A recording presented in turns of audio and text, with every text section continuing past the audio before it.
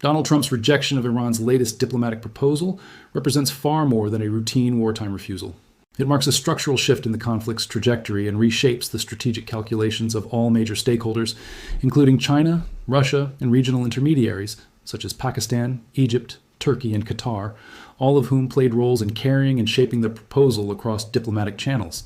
Iran's offer itself was carefully structured into two stages, designed to separate immediate de-escalation from the more contentious nuclear issue. It proposed first the reopening of the Strait of Hormuz, the end of hostilities, and the lifting of the blockade constraining its economy. It also postponed nuclear negotiations to a later phase without strict timelines or binding enforcement, a deliberate strategy aimed at relieving short-term pressure while preserving long-term leverage over its nuclear program.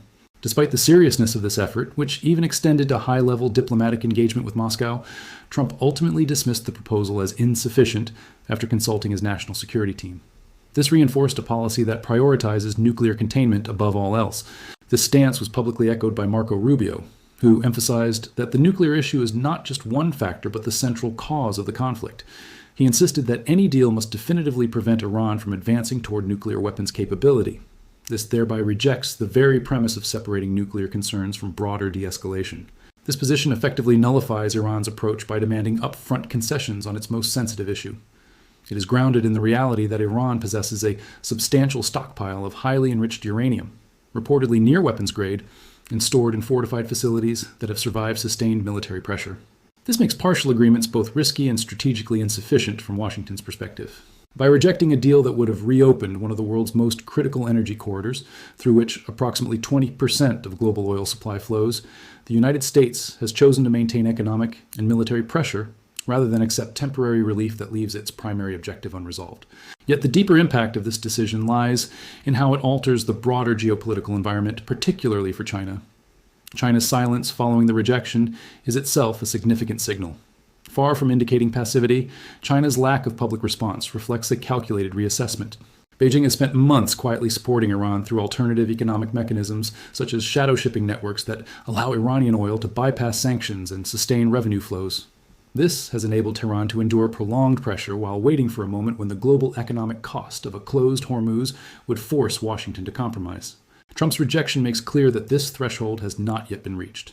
It signals that the United States is willing to tolerate higher oil prices, extended military expenditures, and wider economic strain in order to preserve leverage over Iran's nuclear ambitions. This decision extends the timeline of the conflict and disrupts the strategic assumptions underpinning China's approach. Within Iran, the consequences are immediate and significant. The rejection weakens diplomatic factions that advocated engagement while strengthening hardline elements. This is particularly true within the Islamic Revolutionary Guard Corps, which has long argued that resistance is preferable to negotiation. The absence of a viable diplomatic pathway reinforces their dominance in shaping policy. Simultaneously, Russia has moved to bolster Iran's position on the international stage. It has advanced legal arguments at the United Nations that frame Iran's actions in the Strait of Hormuz as defensible under wartime conditions. It has also challenged the legitimacy of Western enforcement measures. This introduces a competing interpretation of international law that complicates future negotiations and aligns Moscow more closely with Tehran. China, meanwhile, stands to benefit materially from a prolonged conflict.